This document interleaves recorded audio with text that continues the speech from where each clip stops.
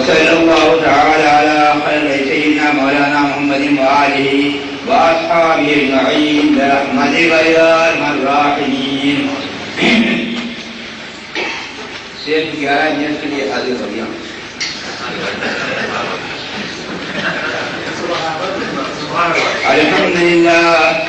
الحمد لله نحمده ونستعينه ونستغفره ونؤمن به ونتوكل عليه ونعوذ بالله من شرور أنفسنا ومن سيئات أعمالنا. من يهده الله فلا مضل له ومن يضلل فلا هادي له. ونشهد أن لا إله إلا الله وحده لا شريك له.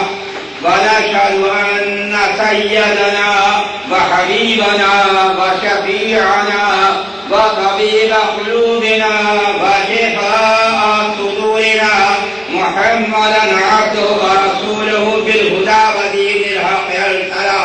أما بعد فقد قال الله تعالى في كتابه العظيم وكتابه القديم: أعوذ بالله من الشيطان الرجيم. بسم الله الرحمن الرحيم. ألا إن أولياء الله لا خوف عليهم ولا هم يحزنون.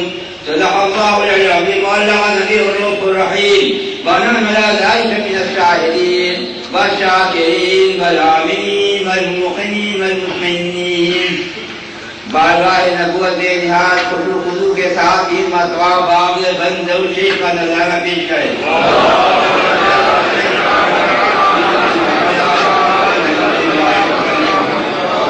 صلی اللہ علیہ وسلم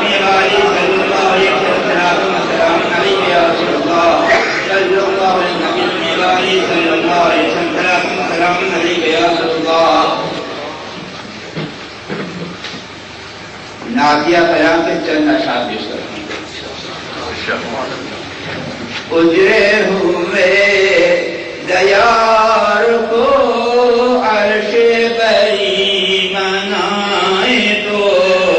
اجرے ہوئے دیار کو عرش بری منائے تو. ان پر پیدا ہے دل میرا، ان پر پیدا ہے دل میرا، ناز سے دل میں آئے تو. ان پر پیدا ہے دل میرا، ناز سے دل میں آئے تو. چہرہ پاک سے نقاب آپ ذرا اٹھائیں تو. چہرہ پاک سے نقاب آپ ذرا اٹھائیں تو. حسن خدا نما کی شان، حسن خدا نما کی شان، شان خدا دکھائیں تو.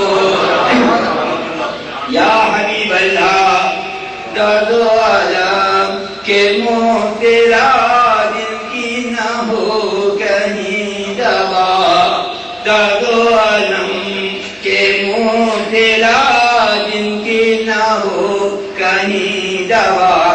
دیکھیں وہ شان کبریا، دیکھیں وہ شان کبریا آپ کے در پر آئیں تو. دیکھیں وہ شان کبریا آپ کے در پر آئیں تو. تو کہتے ہیں کس کو ستم کیوں ہو کسی کو رنج و غم. تو کرتے ہیں کس کو ستم کیوں ہو کسی کو رنج و غم. او مولا دے موسیٰ کی ہم عید اگر منائیں تو. موسیٰ کی ہم عید اگر منائیں تو. بد ہیں اگر کہ ہم حضور آپ کے ہیں مگر ضرور. بد ہیں اگر کہ ہم حضور آپ کے ہیں مگر ضرور. کس کو سنائیں حال دل، کس کو سنائیں حال دل، تم کو نہیں سنائیں تو. کس کو سنائیں حال دل، تم کو نہیں سنائیں تو. درود پڑھیے.